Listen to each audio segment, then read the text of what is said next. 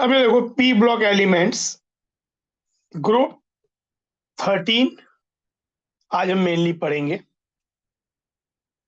इन P block पहले कुछ general बातें बोली हैं। In P block elements the last electron enters the outermost P orbital. जैसे आपका इसका कॉन्फ़िगरेशन होता है NH2,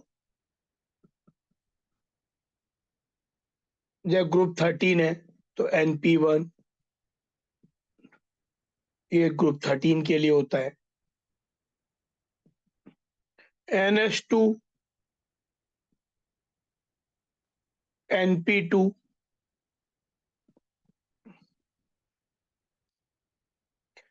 NH2, NP3 ग्रुप 15 के लिए होता है, half filled P. NH2, NP4 group 16 के लिए, NH2, NP5 group 17 halogen family, और NH2, NP6 accept helium group 18।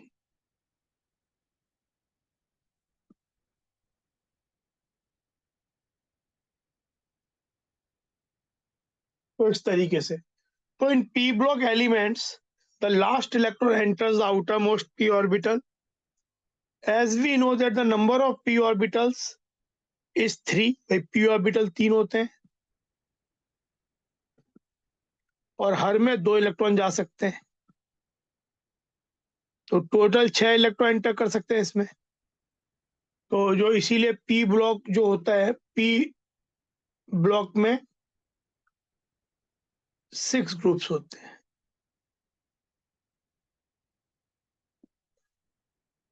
Therefore the maximum number of electrons that can be accommodated in a set of p orbitals is 6.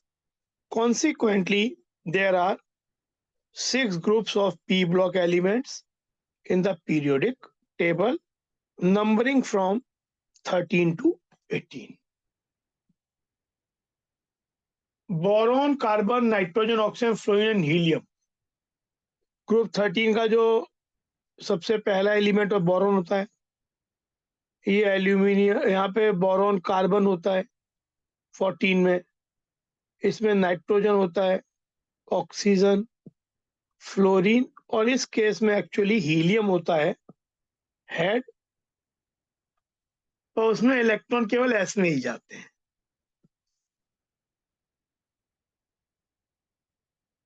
Their valence shell electronic configuration.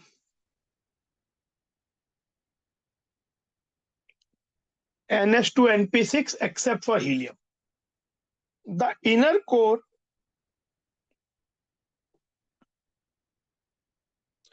of the electronic configuration may, however, differ. The difference in inner core of elements greatly influences their physical properties, such as atomic and ionic radii, ionization enthalpy, etc., as well as chemical properties. कि जो अंदर का जो core है, मतलब ये NH2 NP1 तो valence shell हो गया, पर एक तो ये तो अफेक्ट करता ही है प्रॉपर्टीज को, और जो इनर कोर है उसका कॉन्फ़िगरेशन भी इनकी प्रॉपर्टीज को अफेक्ट करता है। वो जब हम एक ग्रुप वाइज देखेंगे चाहिए तो वहां पे उसके कॉन्सिक्वेंस आएंगे। Consequently, a lot of variation in properties of elements in group of p block is observed. The maximum oxidation state shown by a p block element is equal to the total number of valence electrons. तो एक p block element की जो maximum oxygen state होती है वो हो जाती है उसका ns इलेक्ट्रॉन्स जो है प्लस np इलेक्ट्रॉन्स। जैसे फॉर ग्रुप 13 ये मैक्सिमम ऑक्सीजन स्टेट है,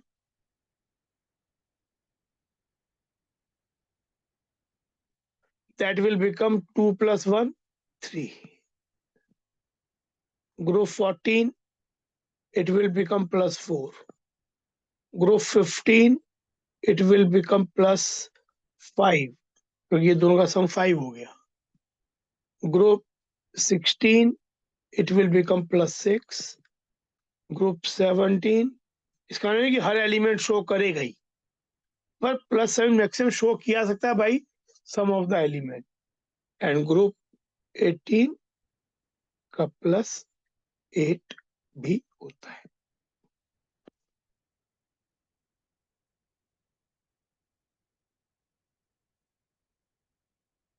Clearly, the number of possible oxygen state increases towards the right of the periodic table. जैसे जैसे हम राइट में जाते हैं. In addition to this, so-called group oxidation state, P block elements may show other oxygen state which normally, but not necessarily, differ from the total number of valence of a unit of 2. जैसे अब ये group 13 है, वो +3 दिखाता है, पर वो एक इससे 2 कम +1 भी दिखाता है यूजुअली. ये 2 कम +2 दिखाता है, +3 दिखाता है, +4 दिखाता है, और भी हो सकते हैं. तो ये बात ये बोल रहे हैं, the important oxygen states exhibited by P block elements are shown in table. जैसे ये है भाई group 13, boron is the first member which is second. ये सब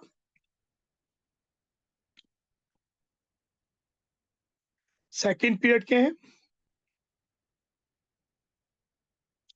हीलियम फर्स्ट पीरियड का है.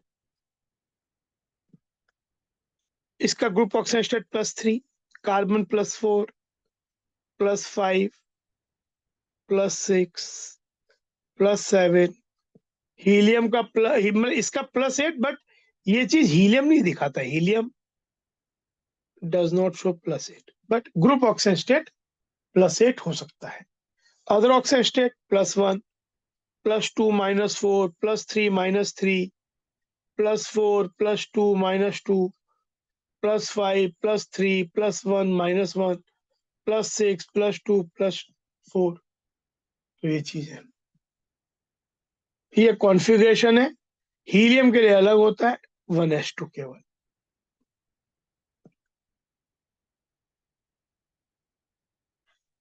इन boron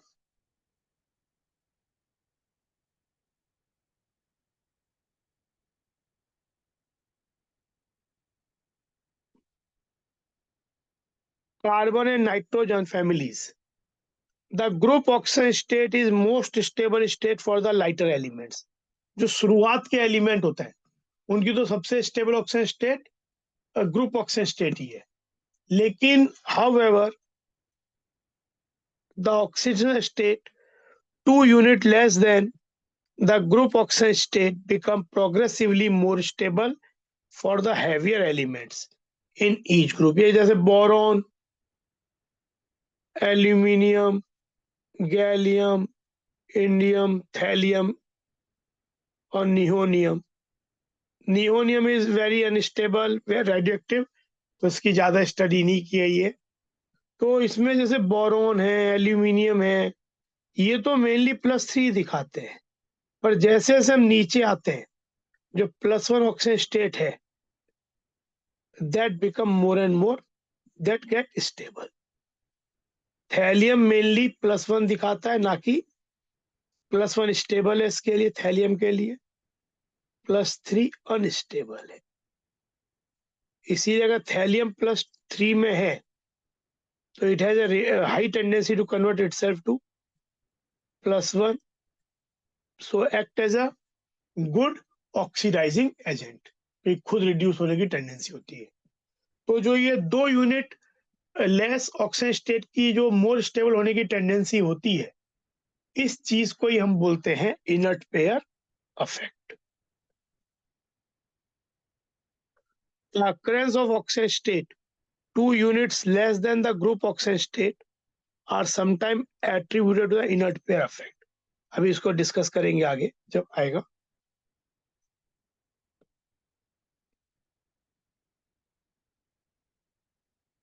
Group oxide state and 2 units less than the group oxide state may vary from group to group and will be discussed at appropriate places.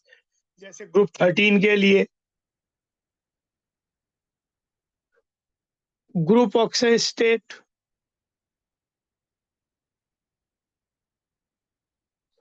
और 2 unit less,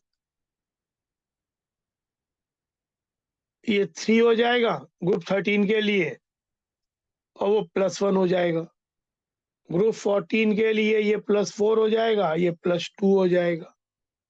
group 15 के लिए ये +5 हो जाएगा, ये +3 हो जाएगा. ग्रुप 16 के लिए ये चीज +6 हो जाएगी, ये +4 हो जाएगी. ग्रुप 17 के लिए ये बात +7 हो जाएगी, ये +5 हो जाएगी. एक्चुअली ये जो इनर्ट पेयर इफेक्ट है, it is shown mainly by 13, 14 and 15. It is interesting to note that the non-metals and metalloid exist only in P block. केवल ये जो मेटल्स जैसे D ब्लॉक है, F ब्लॉक है और इवन S ब्लॉक है, इनमें मेनली सब मेटल्स होते हैं. P ब्लॉक ही ऐसा है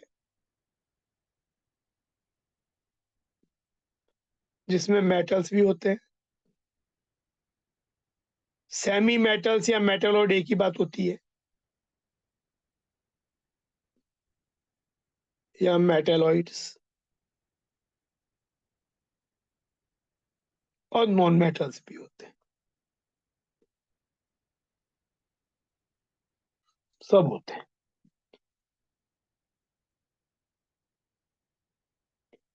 It is interesting to note that the non-metals and metalloids exist only in the P block of periodic table. The non-metallic character of the element decreases down the group. जैसे ही हम group में down जाते हैं, metallic character increases, non-metallic character decreases. Across the period, left to right, metallic character decreases, non-metallic character increases. In fact,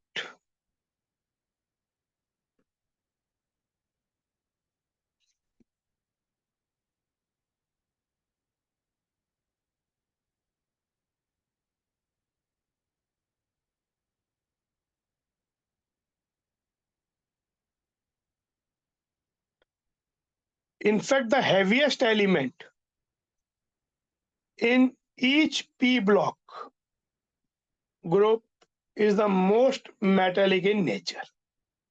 क्योंकि down the group जो है metallic character. Am I Audible?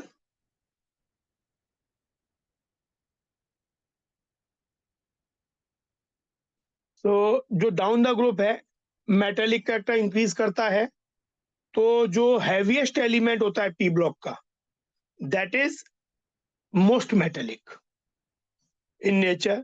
This change from non metallic to metallic character brings diversity in the chemistry of these elements depending on the group to which they belong. In general, non-metals have higher ionization enthalpies and higher electronegativities. ये non-metals की property होती है. Non-metals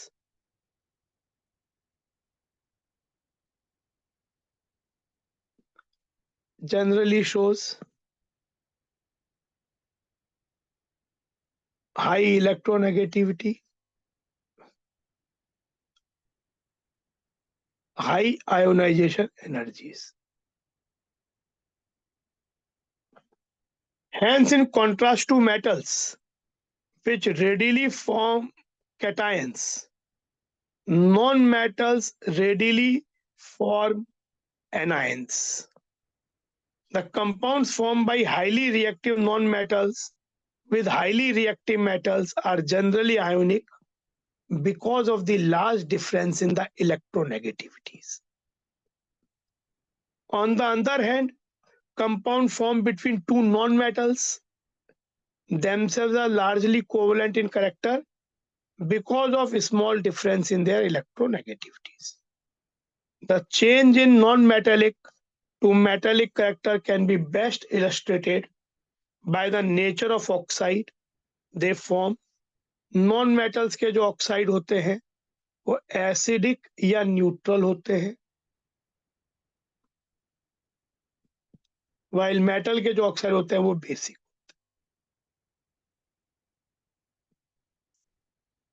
तो ये चीज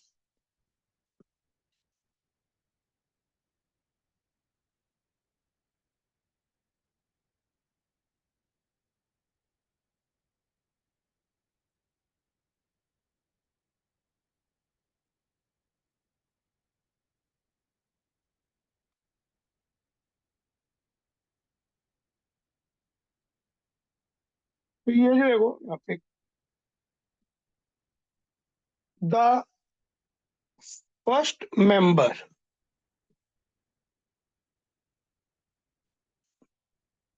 of P block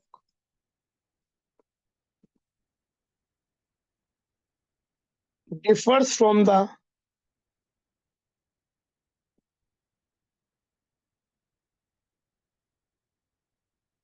remaining members of their। ये भी बहुत इंपॉर्टेंट बात है कि जैसे एस ब्लॉक में भी ये बात होती है, जैसे बोरॉन ग्रुप 13 का boron, aluminium, gallium, indium, thallium है, तो इसका पहला एलिमेंट बोरॉन है, ऑल वो सेकेंड पीरियड का है। कार्बन, सिलिकॉन, जर्मेनियम, इसका पहला एलिमेंट कार्बन है। नाइट्रोजन, फॉस्फोरस, आर्सेनिक, स्टेबियम, बिस्मथ, पहला एलिमेंट नाइट्रोजन है सेकेंड पीरियड का। Oxygen, sulphur, selenium, tellurium, polonium, पहला एलिमेंट ऑक्सीजन है। फ्लोरीन, क्लोरीन, ब्रोमीन, एस्टेटाइन, पहला एलिमेंट फ्लोरीन है। इनर्ट गैसेस में नोबल ग्रुप में जो है पहला एलिमेंट हीलियम होता है, फिर नियोन, आर्गन। तो इन सब में जैसे आप पहले इनकी अगर बात करें, ये वाले ग्रुप 13 से 17, तो इनका जो पहला एलिमेंट है वो पीरियड 2 का है, और जो नेक्स्ट एलिमेंट है एल्यूमिनियम, सिलिकॉन, फॉस्फोरस, सल्फर इसमें, क्लोरीन इसमें, तो इनमें एक डिफरेंस क्या है कि सेकंड शेल में डी नहीं होता, D starts from the third shell. तो एक तो ये फर्स्ट इज द, तो इनमें जो मेजर मतलब एनोमलस प्रॉपर्टीज होती है कि जो फर्स्ट मेंबर है वो सेकंड थर्ड मेंबर से, मतलब फर्स्ट मेंबर जो कि सेकंड पीरियड का है, और थर्ड मेंबर जो सेकंड नेक्स्ट मेंबर है जो कि थर्ड पीरियड का है, उनकी प्रॉपर्टीज में एक डिफरेंस या एनोमलस बिहेवियर मिलता है in general. The reason for that is कि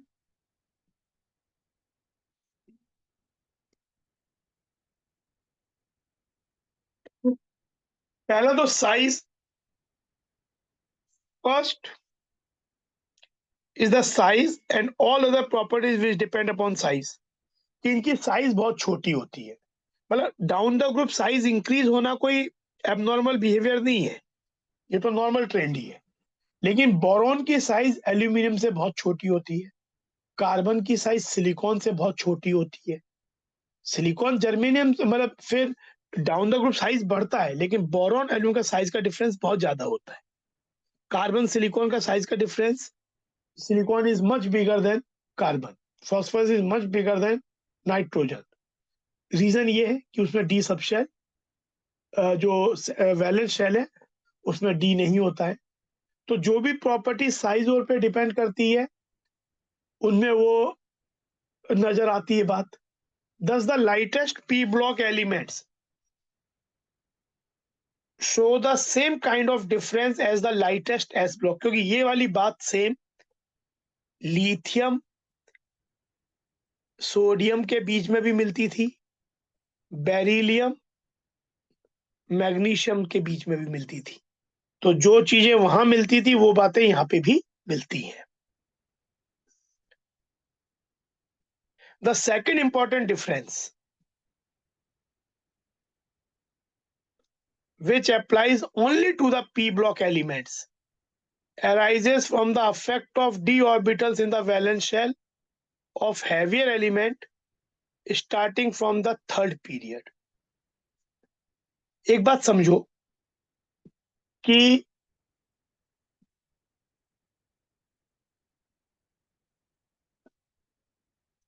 बोरॉन सिलिकॉन में डायगोनल रिलेशनशिप होता है, फिर यहाँ पे आपका बेरिलियम एल्यूमिनियम में होता है। इसमें इतना नहीं होता, यहाँ कार्बन फॉस्फेट जाते जाते ये डाई हो जाता है, और यहाँ पे लिथियम और मैग्नीशियम के बीच में होता है। They behave in similar manner. सबसे ज्यादा तो ये डायगोनल रिलेशनशिप को शो करते हैं।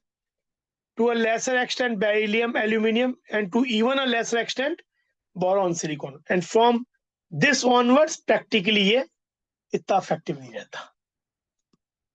तो डायगोनल रिलेशनशिप की जब हम बात करते हैं तो वो lithium magnesium beryllium aluminium to lesser extent and boron silicon to even lesser extent. The second important difference जो कि है, एक बात देखो, boron aluminium gallium, gallium fourth period का है, पर इसमें ट्रांजिशन एलिमेंट की 3D सीरीज स्टार्ट हो जाती है। स्कैंडियम से लेके जिंक तक। इंडियम में फिर 4D सीरीज रहती है। यहाँ पे कुछ नहीं होता क्योंकि ये 3D जो फोर्थ पीरियड से ही डी ब्लॉक स्टार्ट होता है, और थैलियम में तो 5D भी होता है और 4F भी होता है, लेंथेनॉइड्स भी होते हैं। तो इनकी जो ये इनर कोर की जो फीलिंग है डी में और एफ में, they affect their properties to some extent. The maximum brunt of that is bear by group 13, then to slightly lesser extent group 14, and from group 15 इस बात का अफेक्ट ऑलमोस्ट इट डाइज। पर main सबसे ज्यादा इस बात का अफेक्ट 13 और 14, क्योंकि ये वो ग्रुप है जो कि जस्ट इनकी फिलिंग के बाद होते हैं। तो इसका अफेक्ट पड़ता है। अभी जब हम ग्रुप वाइज देखेंगे तो वहां देखेंगे किन चीजों पे अफेक्ट पड़ता है। तो second important difference which applies only to the p block elements arises from the fact of d orbitals in the valence shell of heavier elements starting from the third period onwards and their lack in the second period elements। second period element में ये वाली बात नहीं मिलती है। एक तो second element में उनके वैलेंस शेल में डी नहीं होता, पर एल्यूमिनियम के पास ये वाली बात नहीं होती जो पहले इनर कोर की फिलिंग है, पर एल्यूमिनियम के वैलेंस शेल में डी होता है। देखे एम्प्टी होता है पर डी होता है, 3D होता है, उस बात का इफेक्ट भी पड़ता है। The second element of P group starting from boron, और इसका इफेक्ट एक तो क्या होता है कि बोरॉन में केवल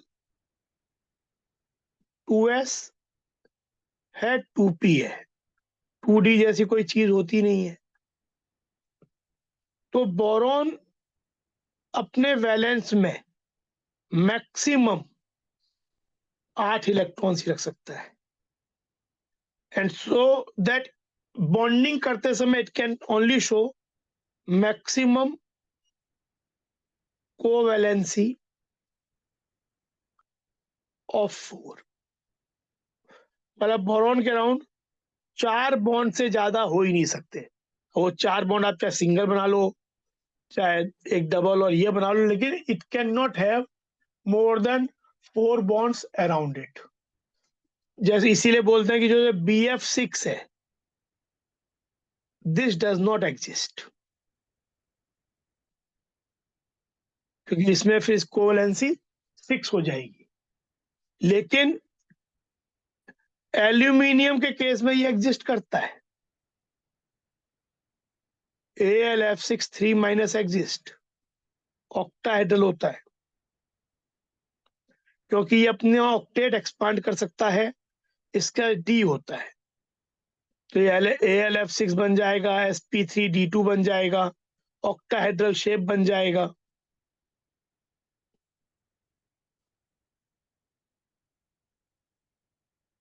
एक तो ये वाली बात, देखो यही वाली बात यहाँ बोल रहे हैं, the second pair elements of p group starting from boron are restricted to a maximum covalence of 4 using 2s and 3p. In contrast, the third period elements of p groups, third period कौन से हो गए? Aluminium हो गया, silicon हो गया, phosphorus हो गया, सल्फर हो गया, क्लोरीन हो गया, 3s to 3pn, n can vary from 1 to 6, have the vacant 3d orbitals lying between 3p and 4s levels of energy. Using these 3d orbitals, the third period elements can expand their covalence above 4. For example, a very common example, very important example, while boron forms only BF4-, aluminium gives AlF6 3- ion. The presence of these d orbitals influences the chemistry of heavier element in a number of other ways. The combined effect of size and availability of d orbital considerably influences the ability of these elements to form pi bonds. The first member of the group differs from the heavier members in its ability to form p-pi multiple bond. जैसे carbon है, carbon आपस में C double bond, C triple bond, तो ये आपका जो pi bond बनता है वो p-pi 2p-pi नेचर का बन जाता है। लेकिन यही बात आप जो हैवियर p ब्लॉक एलिमेंट्स है, मान लो कार्बन का सिलिकॉन है, जर्मेनियम में, तो आपको जर्मेनियम में ऐसा बनेगा क्या? जर्मेनियम में ऐसा बनने के लिए होना पड़ेगा 4p-pi, 4p-pi, इसका फोर्थ शेल हो जाएगा।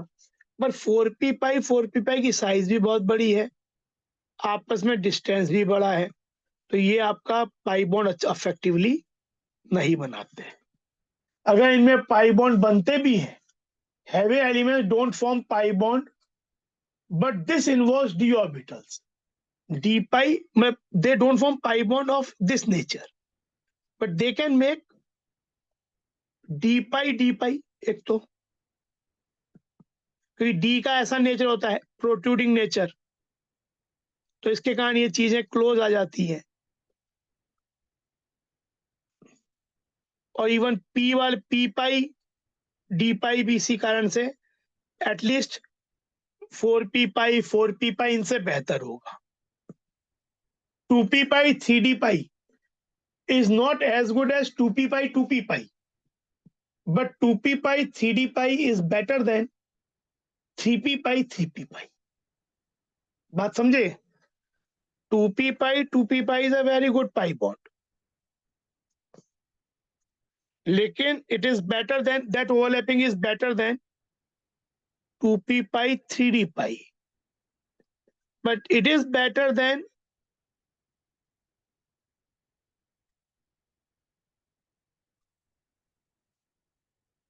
3p pi 3p pi. Even 3d pi 3d pi is better than 3p pi 3p pi. तो ये हो गया. However, the coordination number in specific heavy element may be higher than for the first element in the same oxygen state. For example, in +5 oxygen state, both N and P form oxo anions, NO3 minus.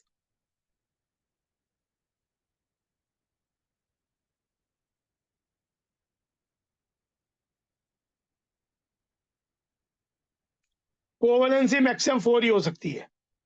Oxygen state +5 हो जाती है. But phosphate में क्या होगा? यहाँ पे ये P पाई 2p पाई pi bond है.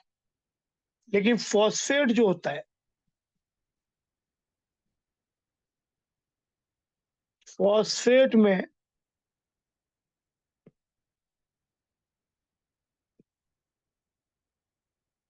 ऐसा होता है.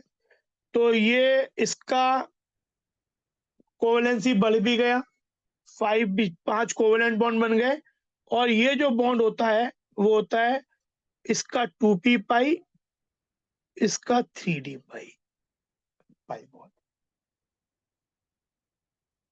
For coordination involving sp and d orbital converted to the pi bond.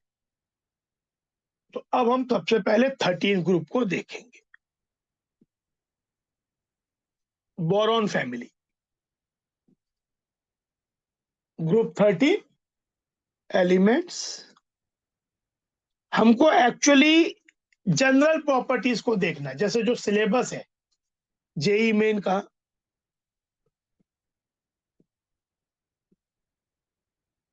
उसमें जनरल प्रॉपर्टीज बोला है.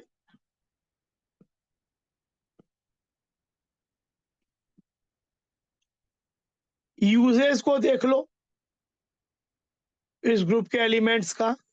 और हम कंपाउंड्स की रिएक्शंस को इतना नहीं देखेंगे अभी, लेकिन कंपाउंड्स के स्ट्रक्चर को देख लेंगे. स्ट्रक्चर के बारे में चीजें आ जाती हैं क्योंकि वो केमिकल बॉन्डिंग का पार्ट बन जाता है. तो कुछ इंपॉर्टेंट फीचर्स देख लेंगे. लेकिन हमको जैसे जैसे ये टॉपिक अगर आप देखो, जैसे इसने सबसे पहले जो ग्रुप 13 के बारे में बात की है, फिर इनके general electronic configuration, radii, ionisation enthalpy, electronic, ये इंपॉर्टेंट है. फिर physical properties, general chemical properties, ये सब तो दी है सिलेबस में. रिएक्टिविटी टुवर्ड्स एयर, ये जो केमिकल प्रॉपर्टी चल रहा है ये हम देखेंगे अभी. फिर ये एनोमलस प्रॉपर्टीज इंपॉर्टेंट होती हैं. देन ये वाला जो टॉपिक है, एक्चुअली ये उन्होंने सिलेबस में नहीं दिया, जेई मेन में. आफ्टर जनवरी अटेम्प्ट जब हम इनऑर्गेनिक पढ़ेंगे फॉर आईआईटी जेई, तो हम ये सब रिएक्शंस और देखेंगे. पर यहाँ पे जैसे बोरेक्स, ये कंपाउंड्स के बारे में बोला है, तो हमें कंपाउंड की रिएक्शंस इतनी नहीं आएंगी क्योंकि सिलेबस में नहीं दिया है. पर हम इनका फॉर्मूला, स्ट्रक्चर एटलीस्ट इतना देख लेंगे. तो ये चीज वैसे तो सिलेबस में देखा जाए तो यहां तक है. उसका फिर ग्रुप 14 का भी ऐसे ही. तो कंपाउंड के बारे में उन्होंने भी सिलेबस में नहीं दिया है. लेकिन क्या होता है, कुछ कुछ कंपाउंड के स्ट्रक्चर्स और ये सब चीजें केमिकल बॉन्डिंग का पार्ट बन जाती है. तो केमिकल बॉन्डिंग के पॉइंट ऑफ व्यू से पूछ लेते हैं. तो इसलिए थोड़ा सा स्ट्रक्चर देखने से अच्छा रहेगा. It will keep us in a better position कि अगर आ भी जाएगा तो उससे नहीं आएगा.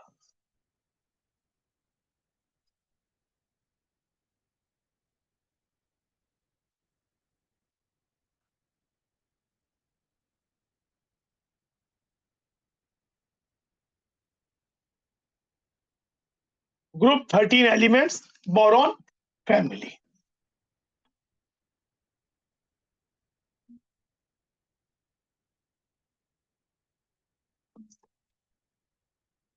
These group elements show a wide variation in properties. Boron is a typical non-metal.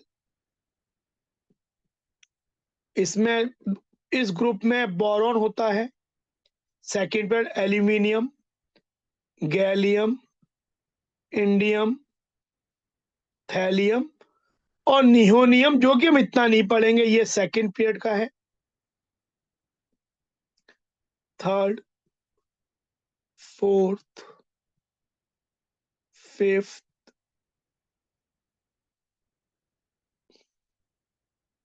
तो बोरॉन जो है वो नॉन मेटल होता है। Typical aluminium is a metal,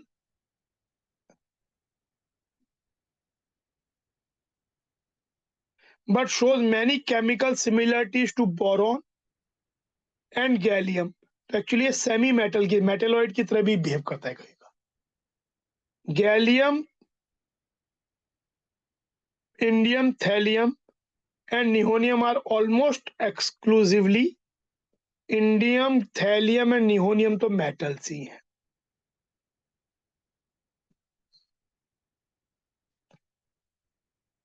in fact इसमें थोड़ा सा सेमी मेटल की प्रॉपर्टी होती है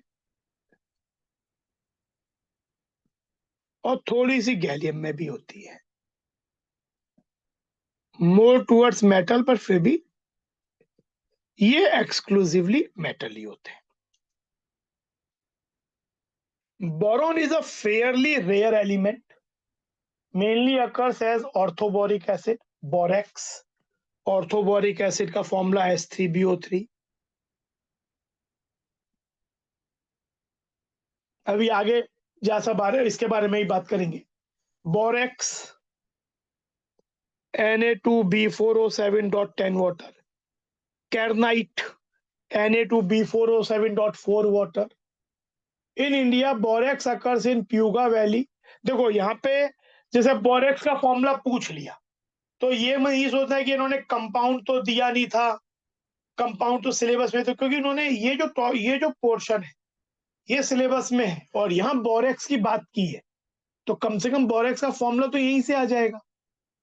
तो इसलिए वो मतलब जो स्ट्रक्चर या फॉर्मूला और जो है वो बेसिकली वो ये मान के चले लेते हैं कि हम जो जनरल प्रॉपर्टी डिस्कस करते हैं, तो वहां पे भी तो कुछ ये कंपाउंड्स के, जो इन एलिमेंट्स के कंपाउंड और के बारे में थोड़ी बात तो होती ही है, जनरल बातें, तो वहां से पिक करके क्वेश्चन देते हैं। तो that is not out of syllabus उनके सेंस में। हाँ, रिएक्शंस और बहुत typical reactions most probably they should not ask. उसके अभी जब आप जैसे क्वेश्चंस कर रहे हो PYQs पिछले साल के, अब उसमें कुछ अगर रिएक्शंस हो आ जाती हैं, तो just keep the NCERT book along with you and उसको नोट डाउन कर लो, रिवाइज कर लो एक बार। In India borax occurs in Puga valley, Ladakh and Sambhar lake, Rajasthan. The abundance of boron in earth crust is less than 0.0001% by mass। Boron के दो important isotope होते हैं, बोरॉन 10, बोरॉन 11। बोरॉन 11 मोर अबंडेंट होता है।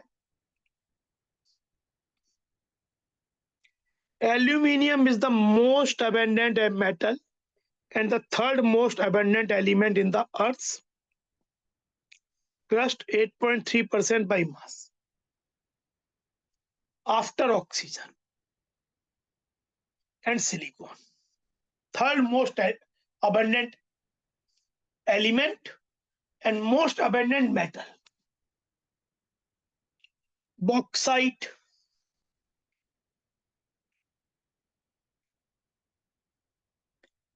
बॉक्साइट होता है Al2O3, 3 वाटर। फिर ये वाला cryolite Na3AlF6 are the important minerals of aluminium. In India, it is found as mica in Madhya Pradesh, Karnataka, Orissa, and Jammu. Gallium, indium, and thallium are less abundant elements in nature. नियोनियम जिसका symbol NH है, atomic number 113 है।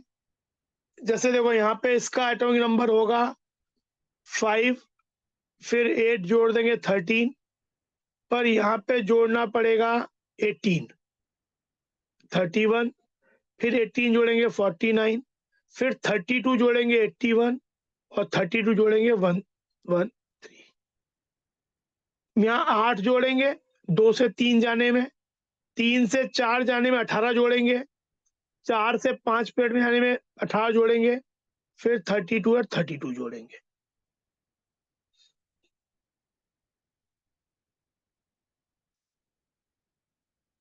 Nihonium has symbol this, atomic number this, trium, and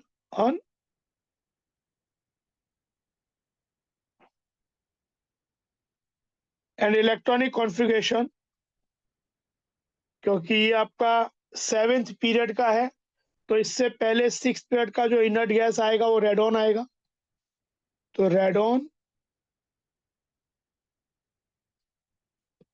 फिर 7H2, 5F14, 6D10 और 7P। ये P1 गलती लिखा है, P1 होना चाहिए, इट विल बी P1, क्योंकि ये तो ग्रुप 13 का है ना। P2 तो फिर वो हो जाएगा फ्लेरोवियम, जो ग्रुप 14 का है, P1 होगा। So far it has been prepared in small amount and half-life of its most stable isotope is 22nd. Due to this reasons, chemistry of this element nihonium is not established. Nihonium is a synthetically prepared radioactive element. Here atomic, physical and chemical properties element of this group leaving nihonium are discussed below.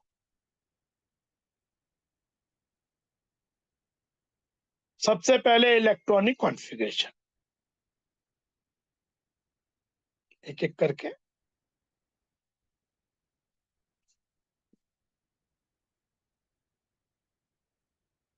General कौन है? NH2, NP1 होता है। The outer electronic configuration of these elements is NH2, NP1. A close look at the electronic configuration suggests that while boron and aluminium have noble gas core, जैसे boron का क्या होगा? Boron का है 2s2, 2p1, इससे पहले है 1s2।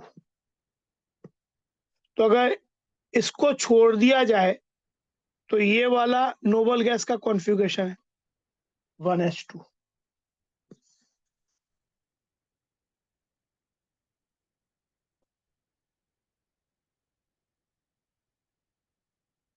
लेकिन ऐसे ही एल्यूमिनियम 3s2, 3p1, इधर हो जाता है 1s2, 2s2, 2p6, ये भी नोबल गैस का कॉन्फ़िगरेशन है। लेकिन गैलियम जो 4s2, 4p1 है, उसके आगे होता है 1s2, 2s2, 2p6, 3s2, 3p6, 3d10। तो इसको अगर छोड़ दिया जाए तो ये एक नोबल गैस का कॉन्फ़िगरेशन नहीं है।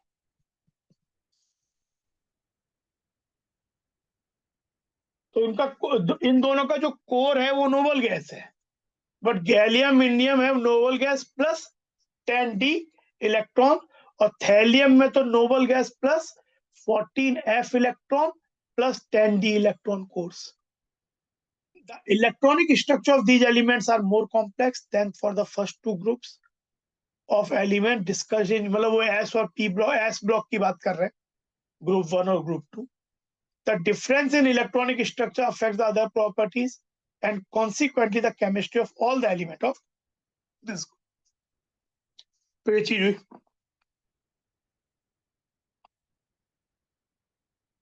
Atomic radii very important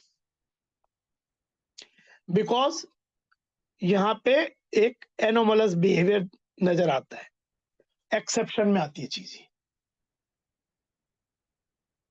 On moving, in general, on moving down the group we expect the size to increase, क्योंकि एक एक पीरियड बढ़ता जाता है, एक एक शेल बढ़ती जाती है, एक्स्ट्रा शेल इंट्रोड्यूस होती जाती है, तो हम एक्सपेक्ट करते हैं कि साइज इंक्रीज होनी चाहिए।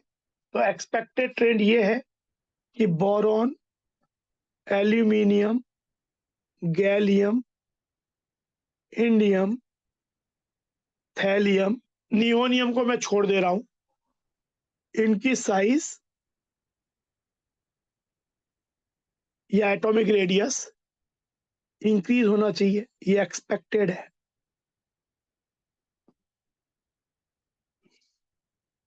लेकिन एक्सपेरिमेंटल वैल्यू शो करता है कि इसका तो 88, ये पिकोमीटर्स में लिख रहा हूं मैं, होता है, लेकिन एल्यूमिनियम जो है उसका 143 पिकोमीटर होता है, गैलियम का 137 पिकोमीटर होता है, 135,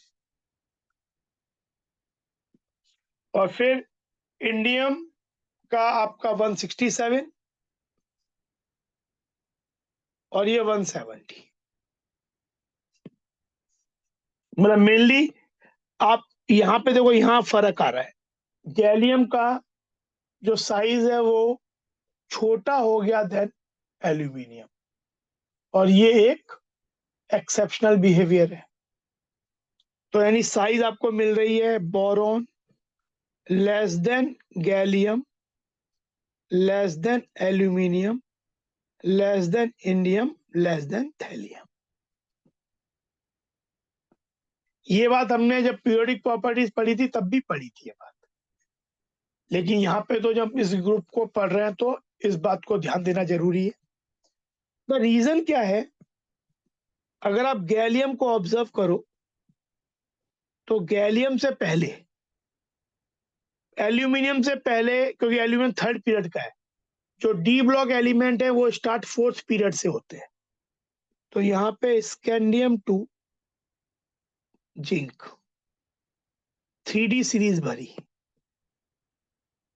इधर 4D सीरीज भरी, और यहाँ पे 5D भी भरा एंड 4F भी भरा। तो होता क्या है कि जब इनर डी में इलेक्ट्रॉन्स जाते हैं तो डी का पुअर शील्डिंग इफेक्ट होता है, तो पुअर शील्डिंग इफेक्ट होने के कारण सिग्मा की वैल्यू कम हो जाती है, तो Z minus sigma Z effective relatively बढ़ जाता है।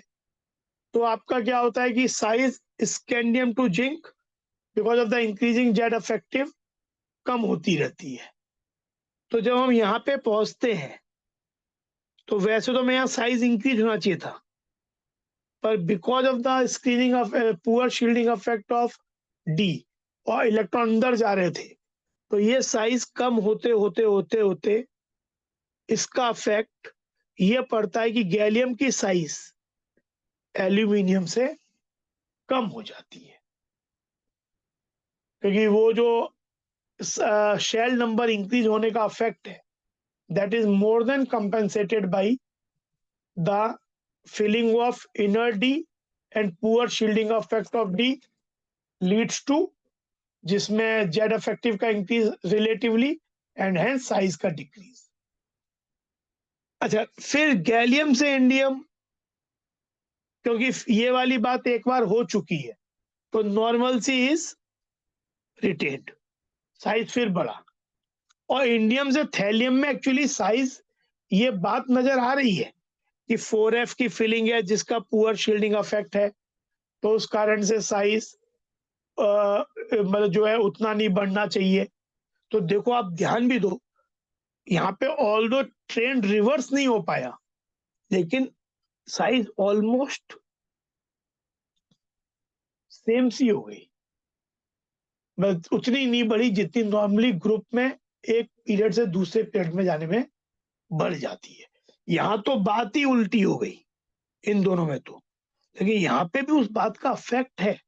वो अलग बात है कि कंप्लीटली उसको रिवर्स नहीं कर पाया, ट्रेंड को बदल नहीं पाया, लेकिन अफेक्ट तो यहाँ पे भी है।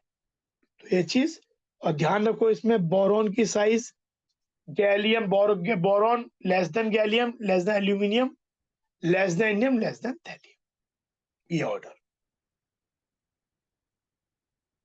ठीक है, समझ में बात ये? Is it clear?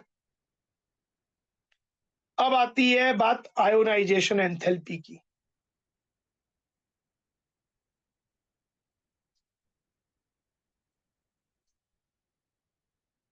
Ionisation enthalpy भी इन्हीं चीजों पे डिपेंड करता है।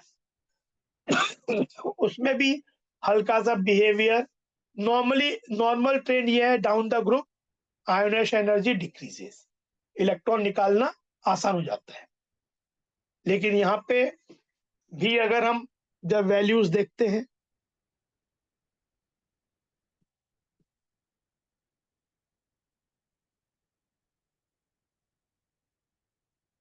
बोरॉन की वैल्यू किलो जूल पर मोल में,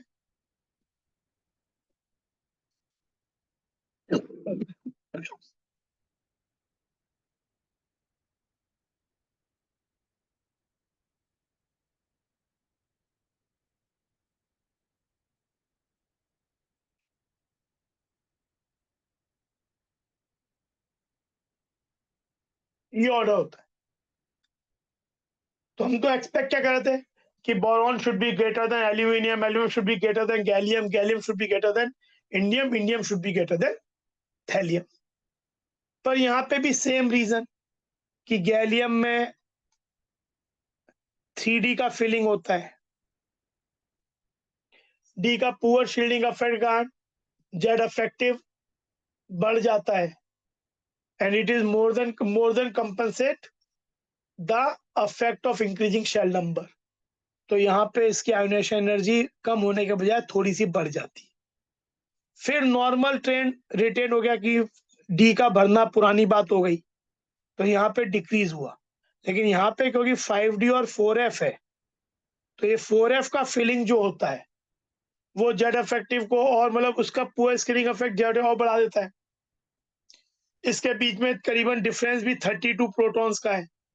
तो यहाँ पे ये बात इस कारण से ऑर्डर रिवर्स ही कर जाता है, थैलियम की आयोनाइजेशन एनर्जी इंडियम से ज्यादा हो जाती है।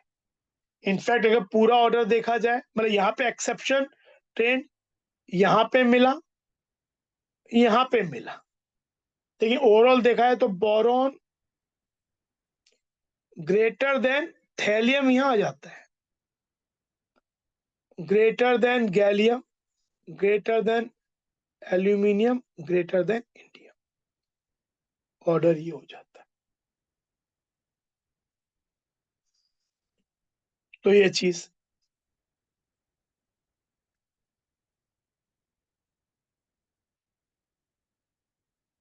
इलेक्ट्रोनेगेटिविटी,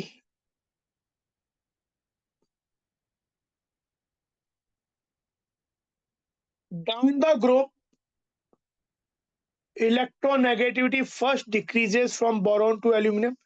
नॉर्मल ट्रेंड वैसे ही होता है, यहाँ भी देखो एक्सेप्शन है कि down the group electronegativity decrease करनी चाहिए, और यहाँ बोरॉन की 2.0 होती है,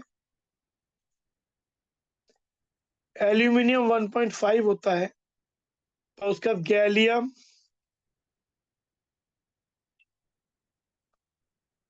slight increase.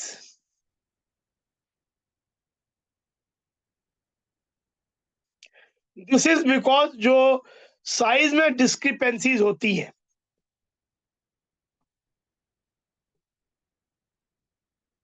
that leads to discrepancies in electronegativity। पर ये चीज है।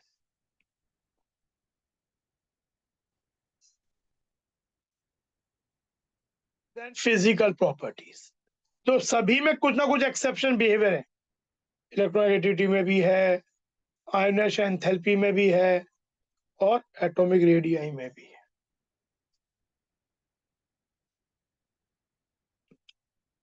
Physical properties,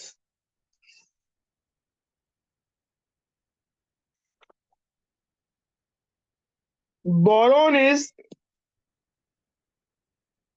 non metallic in nature, boron non metal है।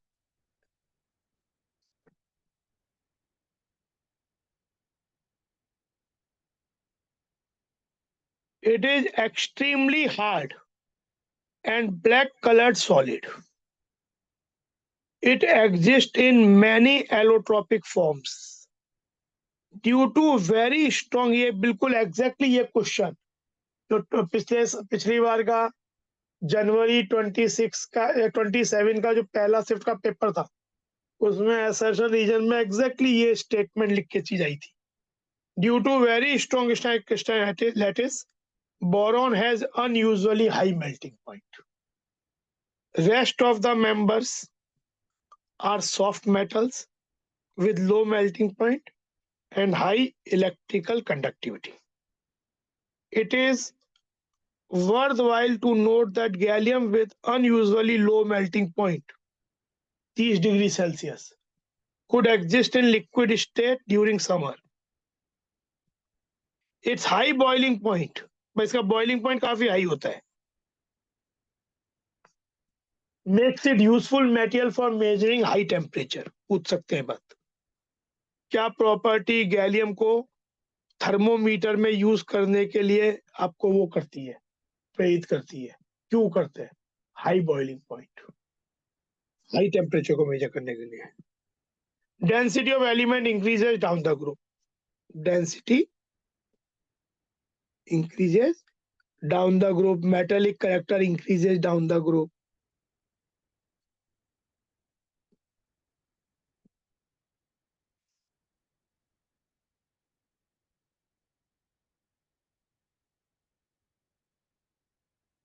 जैसे ये वाली जो टेबल है, टेबल में atomic number, atomic mass, configuration, ये तो ठीक है सब चीजें. ये इंपॉर्टेंट प्रॉपर्टी है. Atomic radius, ionization enthalpy, electronegativity, density increases in general.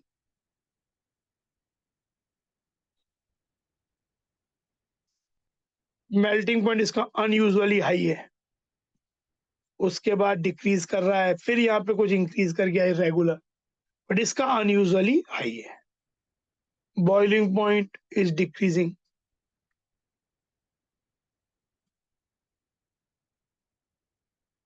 decreases down the group. Melting point भी in general decreases down the group in general. Density increases.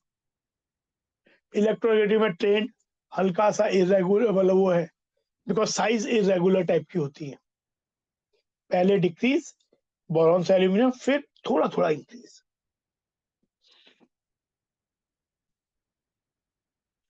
Now comes chemical properties.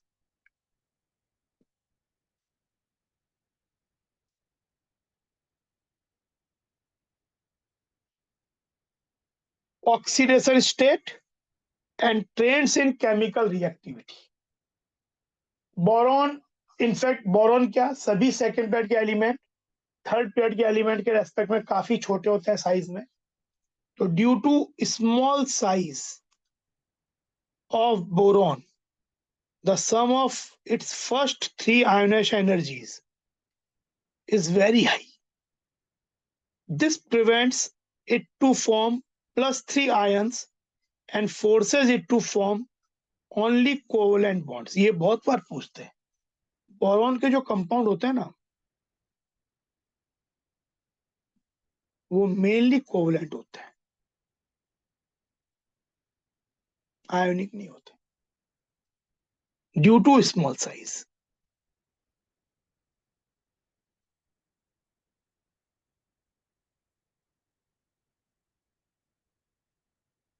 Very small size.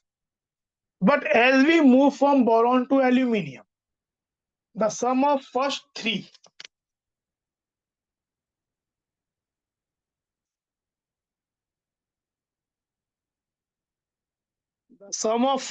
ionization enthalpies of aluminium considerably decreases. जो delta H1, delta H2 और delta H3 है, इसका जो सम है delta H total M से M3 plus बनने के लिए, वो कंसिडरेबली कम हो जाता है and is therefore it is able to form Al3 plus ions. In fact, aluminium is a highly electropositive metal. However, down the group, due to poor shielding effect of intervening D and F orbitals, वही जो बात हम पढ़ रहे थे, the increased effective nuclear charge holds ns electrons tightly, responsible for inert pair effect. अब ये बात समझो जरा, ये जो NH2NP1 होता है, तो जैसे जैसे हम नीचे जाते हैं,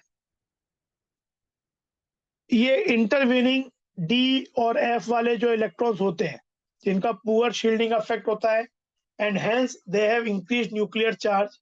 तो जो ये एनएस इलेक्ट्रॉन्स है, जैसे अगर ये जो इलेक्ट्रॉन है एनएस के, ये जब जैसे ये एक्साइट होके इधर आ गया और 3 अनपेयर्ड हो गए, तो they can show 3 oxide state. अगर वो कोवलेंट बॉन्ड भी बना रहे हैं तो तीनों आपके अनपेयर्ड हो गए, तो इनकी ऑक्साइड स्टेट 3 हो जाएगी. लेकिन जैसे जैसे हम नीचे जाते हैं, ये वाले इलेक्ट्रॉन्स बहुत टाइटली हेल्ड हो जाते हैं NH2 वाले, तो इनको एक्साइट करने के लिए जो एनर्जी रिक्वायर्ड है इधर से इधर, वो मिल नहीं पाती, इसलिए ये इनर्ट बन जाते हैं, इनर्ट पेयर.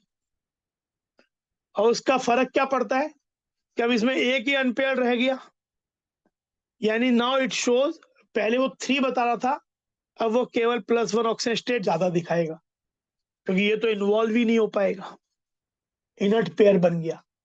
इसी चीज को हम इनर्ट पेयर इफेक्ट बोलते हैं.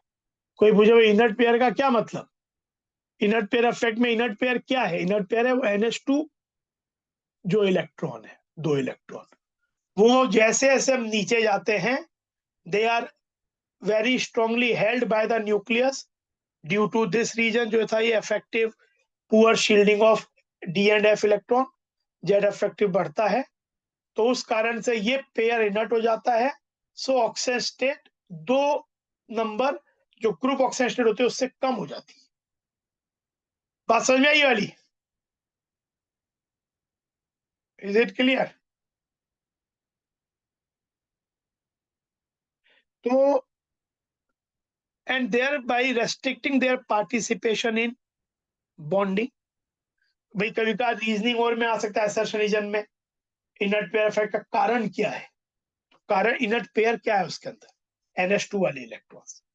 As a result of this, only p orbital electron may be involved in the bonding.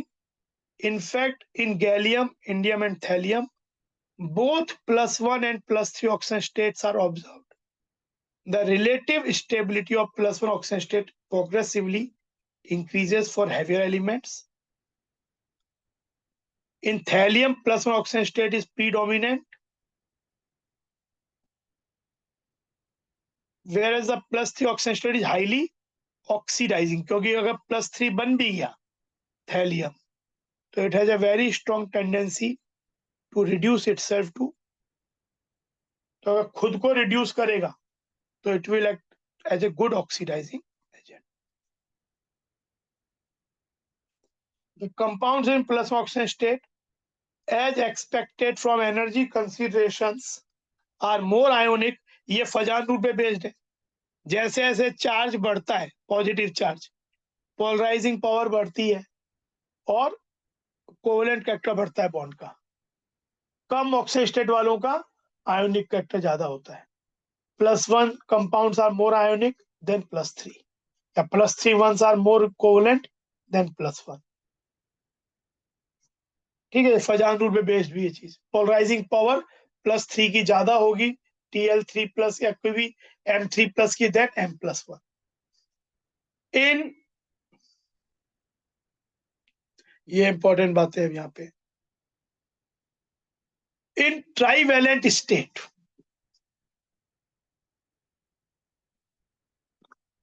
the number of electrons around the central atom in a molecule of the compounds of these elements example boron in BF3 will be only 6। ये electron deficient का example होता है।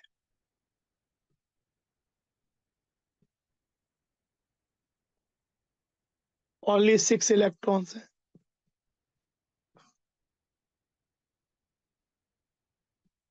So these are electron deficient molecules and have tendency to accept a pair of electron to achieve stable electronic configuration and thus behave like a Lewis acid. The tendency to behave as Lewis acid decreases with the increase in the size down the group. ये क्या बात बोल रहा है? जैसे अगर मैं same मान लो BX3 है, BX3 का लुईस एसिडिक कैरेक्टर ज्यादा है देन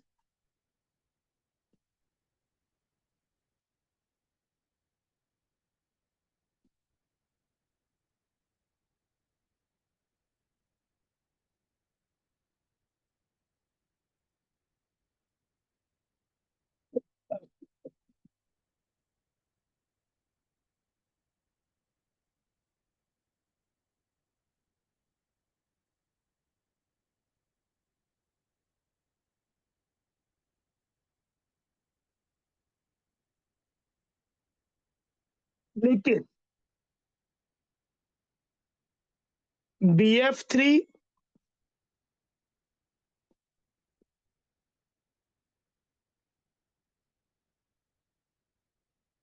इन चारों में कोई पूछे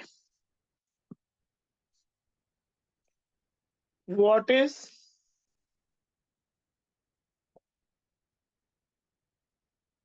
the order of Lewis acidic character, तो यहाँ पे हमने एक चीज पढ़ी है बॉन्डिंग के समय कि इसमें बैक बॉन्डिंग का फिनोमिनन होता है। ये अपना ऑक्टेट सेटिस्फाई करने के लिए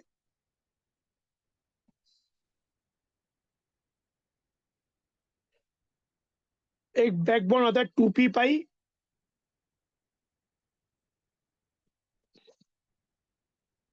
जैसा यहाँ बनेगा ये भी पार्शली देगा, ये भी देगा, जिससे अपना मतलब एट अ टाइम एक ही देगा पर ऑल कैन पार्टिसिपेट। इसको बैक बॉन्डिंग बोलते हैं,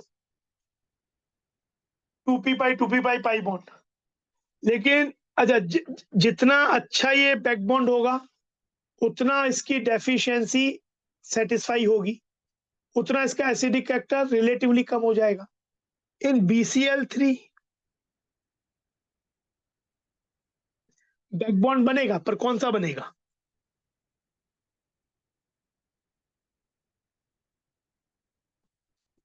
3p पाई 2p पाई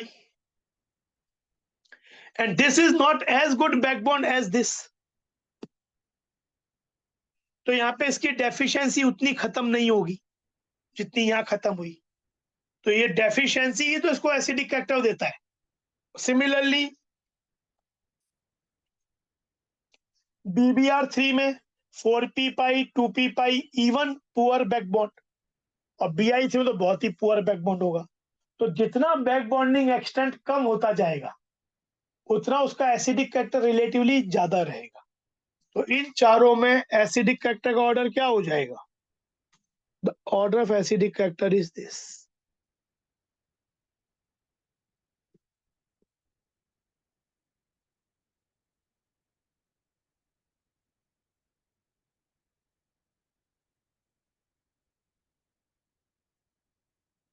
ये बात समझ में आई? BBr3 BI3 कैन मेक, नहीं देखो यहाँ पे जैसे बोरॉन के पास तो जैसे BBr3 है तो डी की तो बारी नहीं आएगी ना। अभी तो बोरॉन के पास ही एक खाली कौन सा ऑर्बिटल है 2p पाई, और Br के पास जो ये लोन पेयर है ये कौन से ऑर्बिटल्स में? They are in the 4p pi. तो बैकबोन कौन सा बनेगा?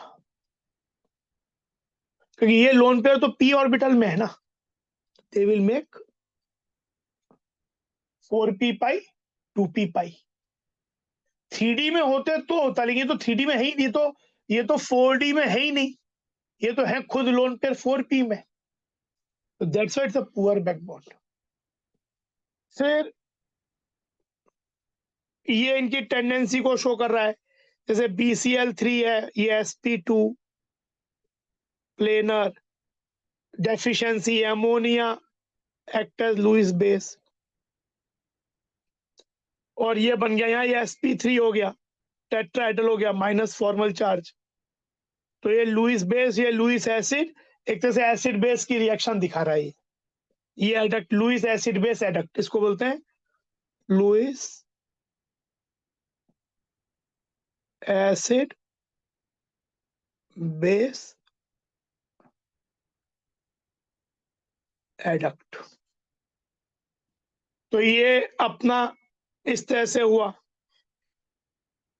कुछ नहीं मिले पास में। भाई देखो BCl को अपने बैक बॉन्डिंग से करता है, पर बैक बॉन्डिंग होने, बैक बॉन्डिंग एक पाई बॉन्ड है, पर यहाँ पे जो अमोनिया ने दिया है सिग्मा बॉन्ड से दिया, तो स्टिल ये प्रेफर करता है कि कोई अपना लोन पेयर इसको सिग्मा बॉन्ड के थ्रू दे दे और इसका ऑक्टेट सेटिस्फाई कर दे।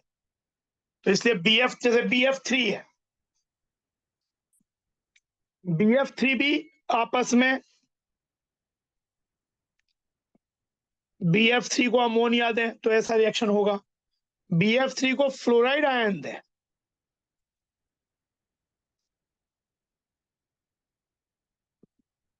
तो ये बन जाएगा, ये भी एक रिएक्शन है। एक क्वेश्चन बहुत बार पूछा जाता है कि BF3 और BF4 माइनस में BF बॉन्ड लेंथ किसकी छोटी है किसकी बड़ी है, बताओ। सपोज BF3 में BF की बॉन्ड लेंथ A है और BF4 माइनस में BF की बॉन्ड लेंथ B है, which is stronger bond and short bond, मतलब उनका बॉन्ड ऑर्डर क्या है, बॉन्ड लेंथ का रिलेशन क्या है और स्ट्रेंथ का रिलेशन क्या है। तो एक चीज देखो, BF3 में जो कि ट्राइगोनल प्लेनर स्ट्रक्चर है, इसमें बैक बॉन्डिंग हुई, पार्शियल बॉन्ड सब में आया, तो इसका बॉन्ड ऑर्डर इन BF3 जो BF है वो 1+1/3 हो गया। 1 तो ये वाला, और एक पाई बॉन्ड 3 जगह घूम रहा है, जबकि BF4 माइनस में 4 ऐसे बन गए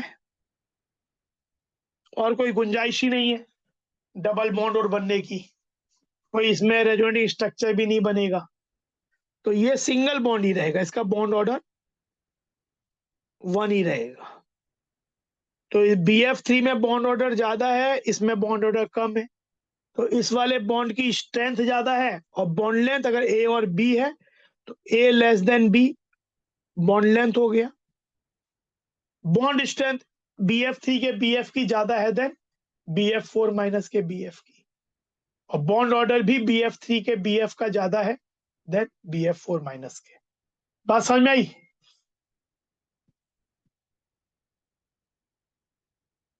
ठीक है, इंपॉर्टेंट है, ये क्वेश्चन पूछ लिया था बहुत बार। फिर बात आती है इसकी, AlCl3। AlCl3 एक इंटरेस्टिंग केस है। अगर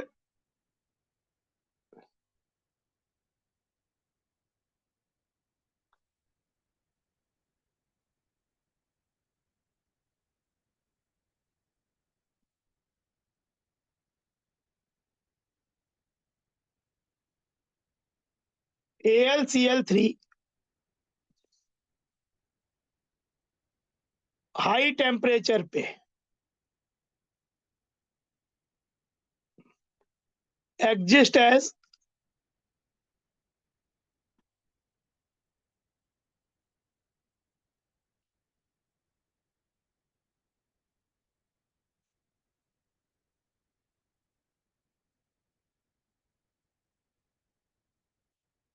कोवेलेंट इलेक्ट्रॉन डेफिशिएंट, होगा भी तो थोड़ा सा बैक बॉन्डिंग से सेटिस्फाई करेगा। कोऑर्डिनेशन नंबर ऑफ एल्यूमिनियम, मतलब एल्यूमिनियम कितने Cl हैं, इस 3 at room temperature.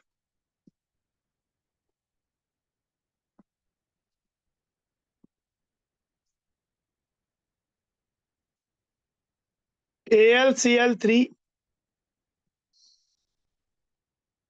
exist as dimer, covalent होता है कंपाउंड पर डाइमर। Al2, और ये ऐसा आता है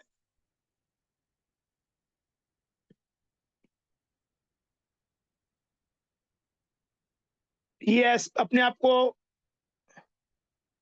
sp3 हाइब्रिडाइज कर लेता है,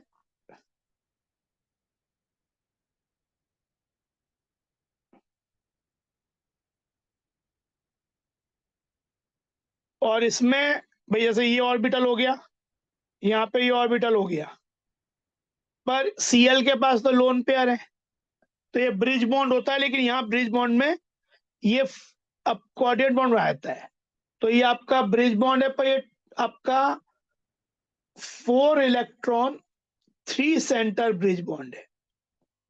सिमिलरली यहाँ पे भी ये लोन पेयर को कोऑर्डिनेट कर देता है, तो ये भी आपका 4 इलेक्ट्रॉन 3 सेंटर ब्रिज बॉन्ड है, नॉन प्लेनर होता है,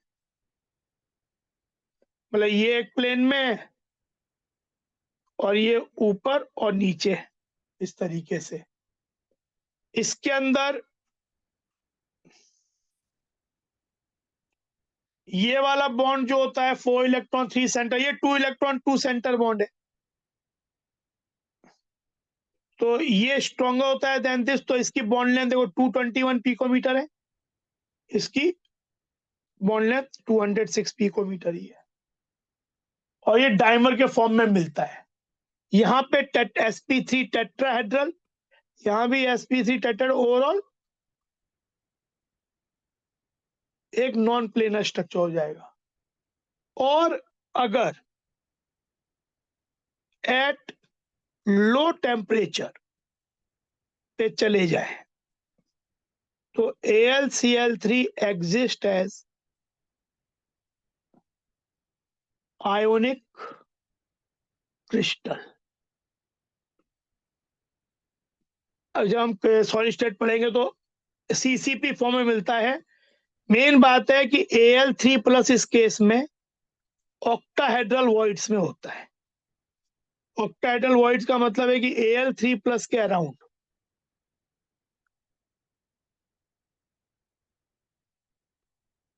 6 Cl- होते हैं। जैसे यहाँ पे इसका कोऑर्डिनेशन नंबर क्या है, यहाँ पे कोऑर्डिनेशन Al है कितना 4, एक Al के अराउंड 4 Cl है।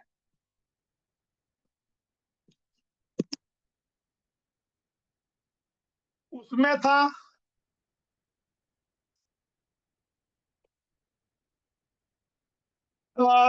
3, इसमें है 4, इसमें हो जाता है कोऑर्डिनेशन नंबर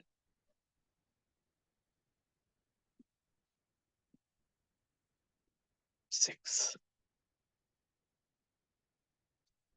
ये क्वेश्चन IIT में आया हुआ भी है कि at low temperature what is the coordination number of aluminium in AlCl3। तो ये लो टेम्परेचर पे, ये रूम टेम्परेचर पे, और ये high temperature monomer.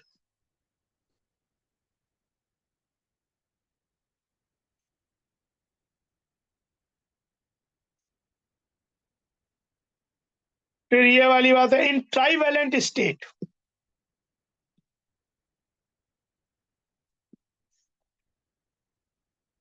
in trivalent state,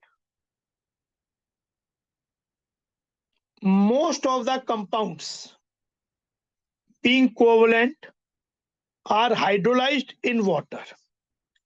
For example, the trichlorides on hydrolysis in water from tetrahedral, जैसे आपके पास MCl3 है,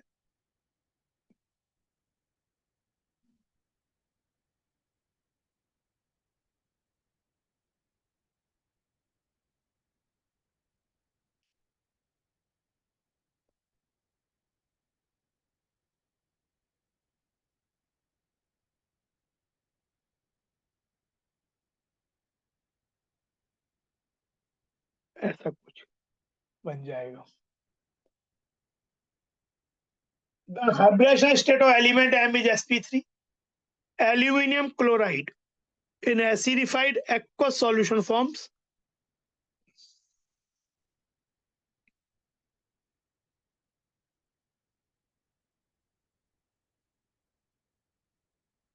is octahedral.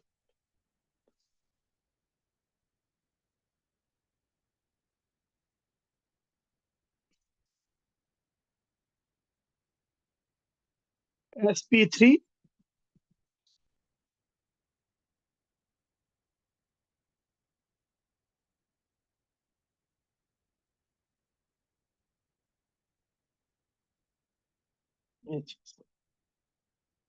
hybridization sp3 हो गया, octahedral shape हो गया.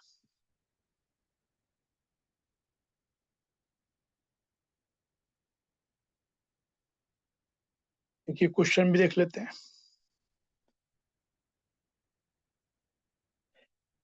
Standard electrode potential values E naught for Al3 plus to Al minus 1.66 volt, यानी Al से Al3 plus 1.66 and that of Tl से Tl3 plus minus 1.26. रिवर्स सोचे तो predict about the formation of M3 plans in the solution. तो यानी ये क्या बता रहे कि Al से Al3 plus बनने की टेंडेंसी ज्यादा है कंपेयर टू Tl से Tl3 plus. ये बात हम जानते भी हैं कि Tl3 plus is less stable than Al3 plus. यानी अगर एल्यूमिनियम से Al3 plus बन रहा है यानी ज्यादा हायर ऑक्सीडेशन स्टेट बन रही है, तो aluminium is more electropositive in character than the between aluminium and thallium. तो यही आपका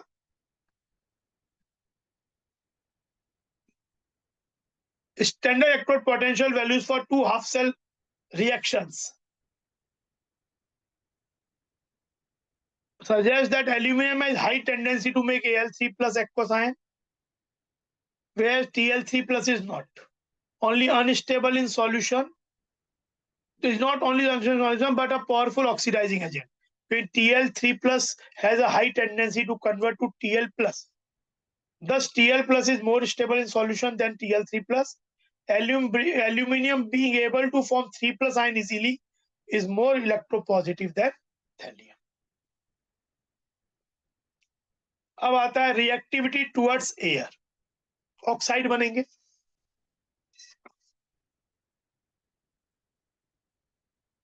boron is unreactive in crystalline form. Aluminium forms a very thin oxide layer on the surface, which makes it, which protect it from the further attack. Amorphous boron and aluminum metal on heating in air form B2O3 and Al2O3 respectively. जैसे E solid O2 heat करने पे E2O3 बन गया, nitrogen के संग En बन गया, nitride. The nature of these oxide, ये इन जनरल तीनों है सभी एलिमेंट के लिए, boron, aluminium, gallium. The nature of these oxide, क्योंकि बोरॉन नॉन मेटेलिक है, एल्यूमिनियम मेटेलिक है पर जहां सेमी मेटल भी प्रॉपर्टी दिखाता है, गैलियम भी ऐसा ही है, सेमी मेटल दिखाता है, मेटेलॉइड बोल सकते हैं. और इंडियम, थैलियम तो टिपिकल मेटल्स ही है।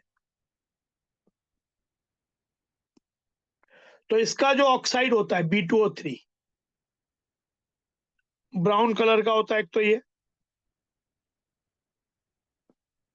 एसिडिक होता है। एल्यूमिनियम गैलियम के जो ऑक्साइड होते हैं दे आर एम्फोटेरिक। इंपॉर्टेंट है बात। और ये होते हैं बेसिक। इनके ऑक्साइड बेसिक, इनके ऑक्साइड की बात हो रही है। E2O3 basic. The nature of these are important. The nature of these oxides varies down the group. Boron trioxide is acidic and reacts with basic oxide, forming metal borates. Aluminium and gallium oxides are amphoteric, and those of indium and thallium are basic in their properties. ये चीज समझ में आई बात? ये वाली, ये याद रखने वाली बात है, इंपॉर्टेंट टू रिमेम्बर, बहुत बार आ जाता है ये चीज। देन reactivity towards acids and alkalis.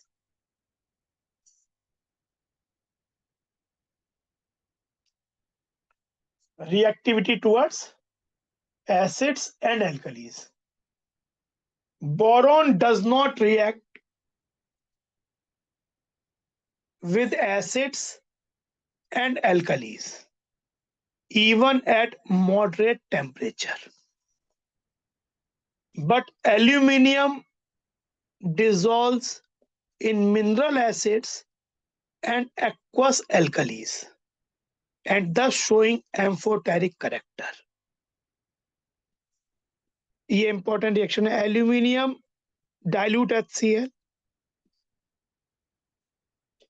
Al3+ Cl- hydrogen liberate हो गया, AlCl3 हाइड्रोजन। हाउएवर कंसंट्रेट, ये बहुत आप पूछाता है, concentrated nitric acid does not affect aluminium. Why? Because aluminium पे एक प्रोटेक्टिव लेयर बन जाती है ऑक्साइड की, जो कि उसको प्रिवेंट कर लेती है। बहुत पूछे जाने वाला question. And third, aluminium also reacts with aqueous alkali and liberates dihydrogen. जब एल्यूमिनियम HCl से गया था तो ये बना पाया, NaOH से चेक करने पे it will form this complex Na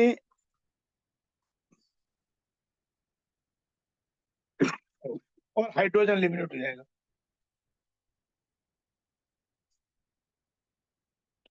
sodium tetrahydroxo aluminate, sodium tetrahydroxo aluminate. तो ये कुछ रिएक्शंस वाली बात है।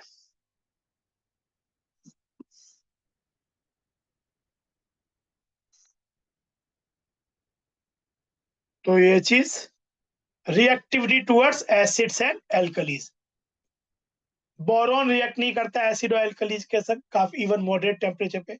बहुत हाई करेंगे तो अलग बात है, बट एल्यूमिनियम मॉडरेट टेम्परेचर पे रिएक्ट करता है, dissolve in mineral acids and aqueous alkalis. और ये रिएक्शंस जो ये बताता भी कि एम्फोटेरिक है, ये एसिड से भी रिएक्ट कर रहा है, बेस से भी रिएक्ट कर रहा है,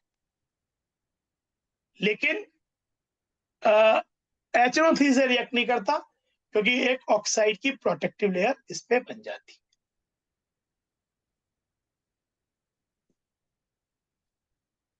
reactivity towards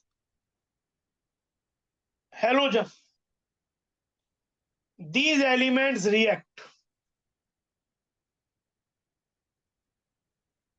with halogens to form trihalide, except ये नहीं बनता क्योंकि हमने पढ़ा है कि थैलियम +3 नहीं दिखाता, वो भी आयोडीन के संग।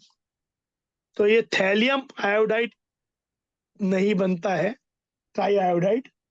बाकी सबके ट्रायोडाइड बनते हैं। तो E + 3x2 gives EX3 solid. ये इंजीनियर बनाया इन्होंने, पर यह लिख दिया कि ये तो E एलिमेंट हो गया, पर ये वाला चीज नहीं बनता है, थैलियम ट्राईआयोडाइड। ये क्वेश्चन देखो,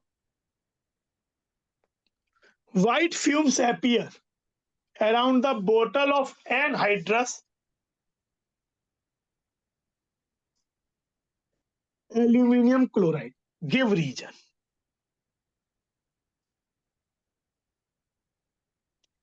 तो एनहाइड्रस एल्यूमिनियम क्लोराइड जो होता है वो एटमॉस्फेयर के मॉइस्चर से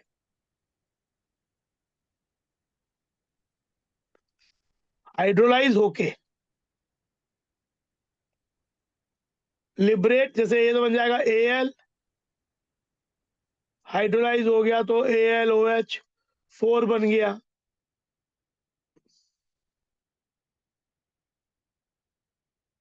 प्लस 3HCl प्लस H+। तो ये जो HCl है, it appears as white fumes.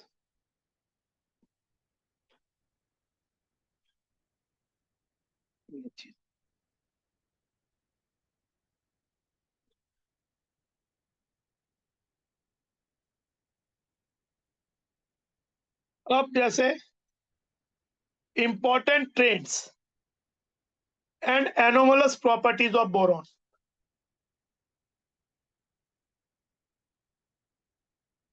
Certain important trends can be observed in the chemical behavior of group 13 elements.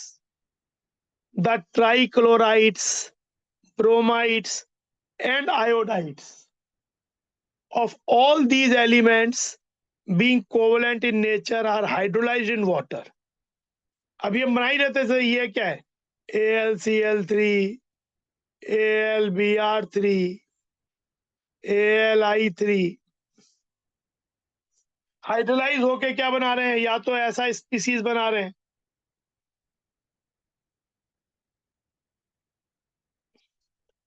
या इस तरीके का स्पीसीज। पर बोरॉन ऐसा नहीं बनाता।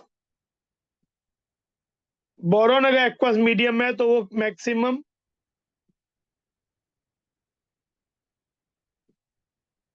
ये बनाएगा, boron will not make BH2O6, क्योंकि वो अपना ऑक्टेट एक्सपांड कर ही नहीं सकता। The monomeric halides, trihalides being electron deficient are strong Lewis acid, पढ़ चुके हम। Boron trifluoride easily react with Lewis base such as ammonia to complete octet around boron, ये रिएक्शन है। या BF3 plus fluoride gives BF4-, ये भी reaction है। It is due to the absence of d orbital that the maximum covalence of boron is 4. Since the d orbitals are available with aluminium and other elements, the maximum covalence can be expected beyond 4. Most of the other metals halide, ये हमने पढ़ाई है कि room temperature पे AlCl3,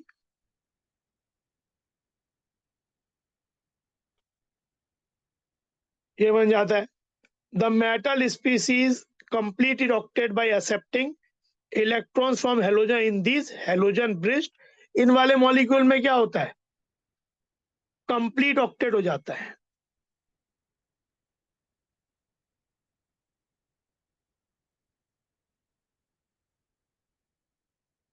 इसमें इसके 8 electron हो गए, इसके भी 8 हो गए, octet complete. 4 electron 3 centre. B2H6 में 2 इलेक्ट्रॉन 2 सेंटर बॉन्ड होता है, 2 इलेक्ट्रॉन 3 सेंटर बॉन्ड।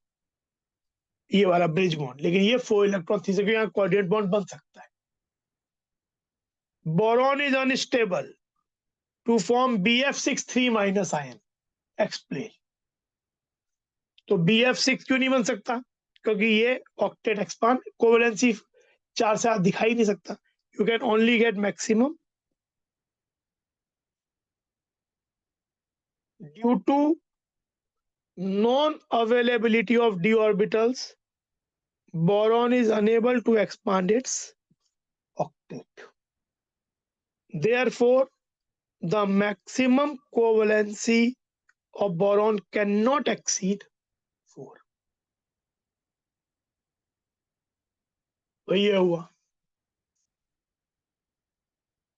अब हम इसमें कंपाउंड की बात की है, बोरेक्स,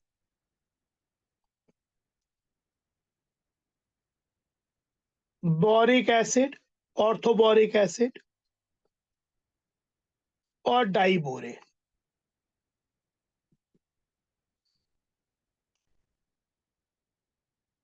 बोरेक्स होता है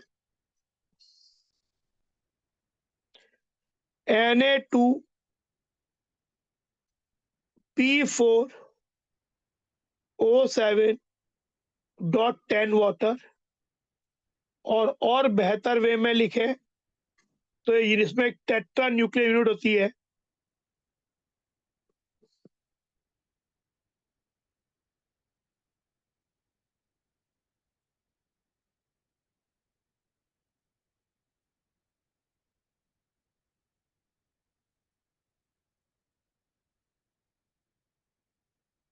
ये व्हाइट क्रिस्टलाइन होता है,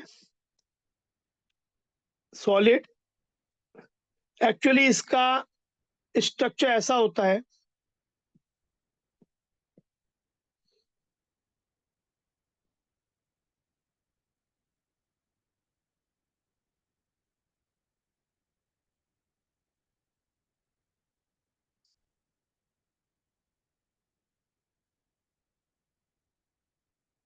और ये जो ऑल्टरनेट, ये दो बॉन्ड ऐसे जुड़े होते हैं, और सब बोरॉन पे OH।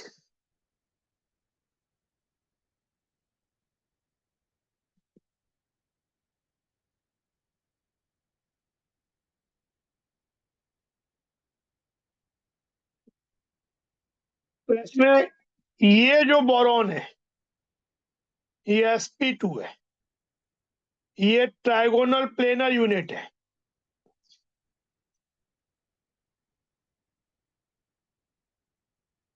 सिमिलरली ये भी sp2 है, और ये वाला बोरॉन sp3 है, और टेट्राहेड्रल है ये, और सिमिलरली ये भी टेट्राहेड्रल है। और क्योंकि इसमें 4 बोरॉन है, तो ये टेट्रा न्यूक्लियर कॉम्प्लेक्स आता है। तो मोनो न्यूक्लियर कॉम्प्लेक्स से हम पढ़ते थे, टेट्रा न्यूक्लियर है।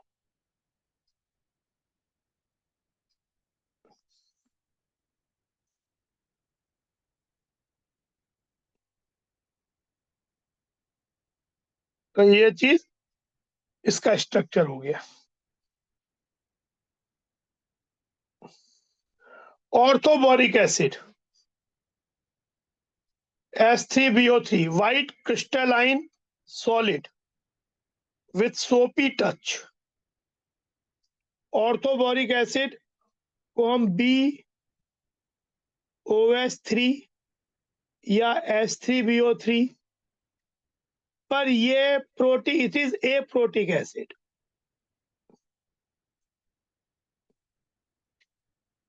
मोनोबेसिक, इसका एसिडिक करेक्टर H+ रिलीज होने का नहीं है, क्योंकि इसमें इलेक्ट्रॉन डेफिशिएंसी है। तो ये वाटर से रिएक्ट करके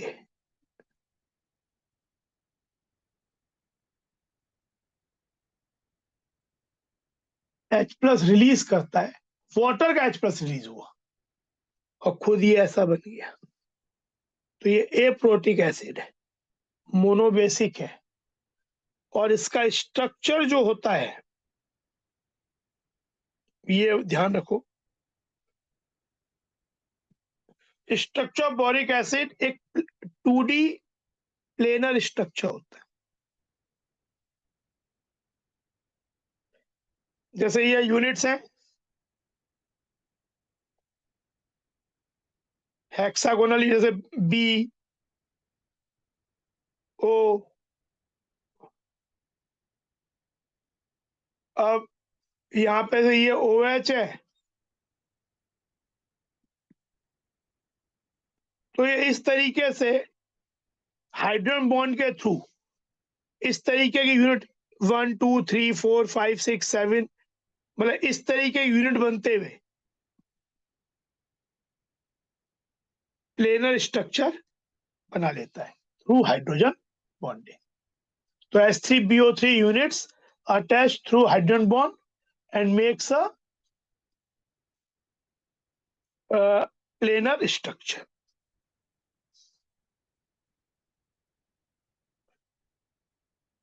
Why boric acid is considered as a weak acid? Because it is not able to release H plus ions on its own. It receives OH ions from water molecule to complete its octet and in turn releases H plus ion. ये aprotic monobasic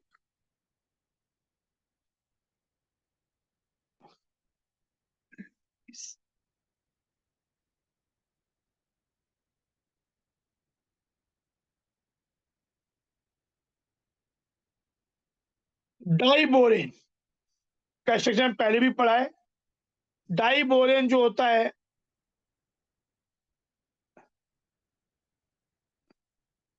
B2H6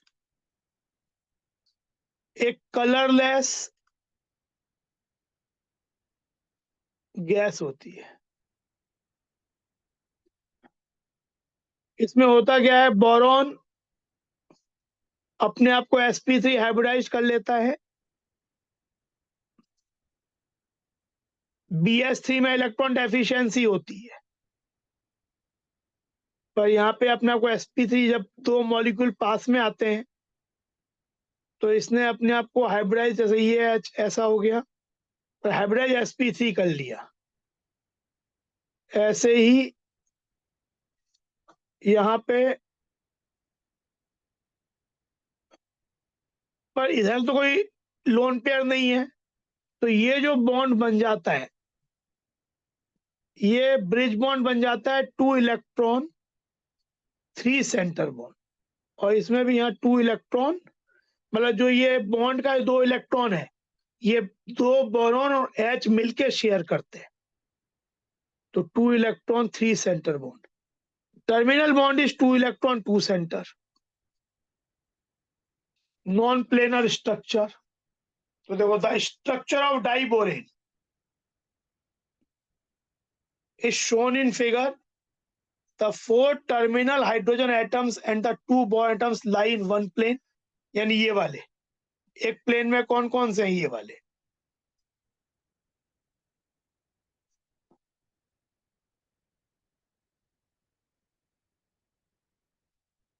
While this above and below the plane, bridging hydrogen atom. The 4 terminal BH bonds are regular 2 center 2 electron bonds, while the 2 bridge BHB bonds are different and can be described in terms of 3 center 2 electron bonds. ये चीज, ऐसा structure, इसको बनाना bond भी बोलते हैं।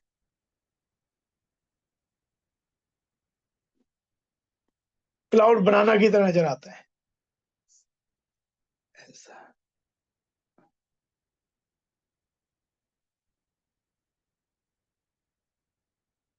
एक बोरा gene भी होता है, इनऑर्गेनिक बेंजीन।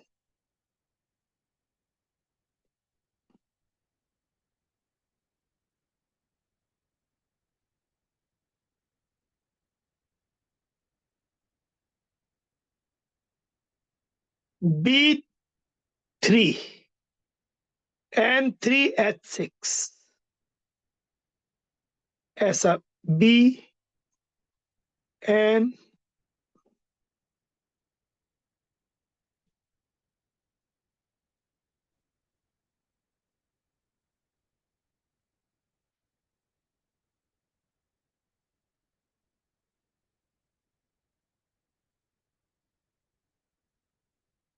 नेटवर्क में लोन पे इसको कोऑर्डिनेट किया, इसने इसको कोऑर्डिनेट किया, इसने इसको, तो ये और यहाँ पे फॉर्मल चार्जेस इधर माइनस, यहाँ प्लस, यहाँ प्लस, यहाँ माइनस, प्लस माइनस, उस कारण से ओवरऑल डाइपोल मोमेंट इसमें 0 होता है, लेकिन क्योंकि बॉन्ड में पोलैरिटी होता है तो this inorganic benzene is more reactive than organic benzene, तो इसे इनऑर्गेनिक बेंजीन या बोराजीन बोलते हैं।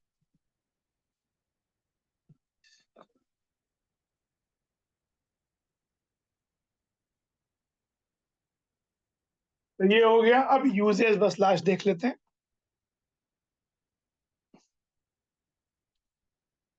रिएक्शंस वाला पार्ट जब हम लोग जेई एडवांस के लिए करेंगे तब देखेंगे, क्योंकि रिएक्शन वाला पार्ट वो नहीं आना चाहिए, सिलेबस में नहीं है, स्ट्रक्चर हमने देख लिया है। Uses of boron and aluminium and there compounds. Boron being extremely hard refractory solid of high melting point, melting point तो उसका अनयूजुअली हाई होता है because of very strong structure, low density and very low electrical conductivity, finds many applications. पहला, boron fibers are used in making bulletproof vest and light composite material for aircraft. The boron 10 isotope has high ability to absorb neutrons, and therefore metal borides are used in nuclear industry as protective shields and control rods. जब fission होता है तो fission out of control ना हो जाए तो इनकी rods add करते हैं जिससे वो न्यूट्रॉन को एब्जॉर्ब करते हैं।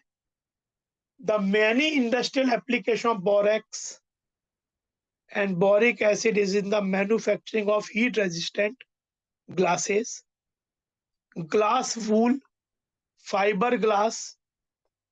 Borax is also used as flux for soldering metals. Metals की soldering करने के लिए भी इसको use करते हैं. For heat, scratch and stain resistant glazed coating to earthenware and as a constituent of medicinal soaps. An aqueous solution of orthoboric acid is generally used as a mild antiseptic. वहीं पे फिर aluminium, Aluminium is a bright silvery white metal with high tensile strength. Because of that, it can be drawn in. इसकी high ductility होती है, long wires बना सकते हैं. इसका high electrical and thermal conductivity होता है. On weight to weight basis, the electrical conductivity of aluminum is twice that of copper. Copper से better conductor है. अगर 2 ग्राम कॉपर से जो कंडक्टिविटी मिलेगी 1 ग्राम एल्यूमिनियम से ही मिल जाएगी उतनी conductivity. Aluminum is used extensively in industry and everyday life. It forms alloys with copper, magnesium, manganese, silicon, zinc. Aluminum and its alloys can be given shapes of pipe, tubes, rods, wires, plates और foils. हम लोग घरों में aluminium foil use करते हैं खाने और को पैक करने के लिए. Therefore, they are find uses in packing, utensil making, construction, aeroplane, transportation industry. But aluminium का यूज डोमेस्टिक पर्पस के लिए काफी रेस्ट्रिक्ट कर दिया गया है, क्योंकि एल्यूमिनियम के ज्यादा यूज से ह्यूमंस में एक बीमारी देखी गई है, एल्जाइमर, वो उसका नाम एल्जाइमर का नाम ही एल्यूमिनियम से आया है। तो ओल्ड एज में अगर कोई आदमी ने ज्यादा एल्यूमिनियम यूटेंसिल और यूज किया तो चांसेस हैं कि he can suffer from Alzheimer, भूलने की जो बीमारी होती है। तो use of aluminium and its compound for domestic purpose is now reduced considerably because of their toxic nature। इसलिए बोला जाता है कि एल्यूमिनियम के यूटेंसिल और यूज मत करो क्योंकि it is toxic in nature. तो ये आपका ग्रुप 13 के बारे में। Bonding in diborane, each boron atom uses sp3 hybrids for this। out of the 4 sp3 hybrids on each boron atom, one is without an electron shown in broken lines। The terminal BH bonds are normal 2 center 2 electron, but the 2 bridge bonds are 3 center 2 electron। The 3 center 2 electron bridge bond are also referred as banana bonds, और bridge bond भी कहते हैं, इन्हीं को bridge bond भी है।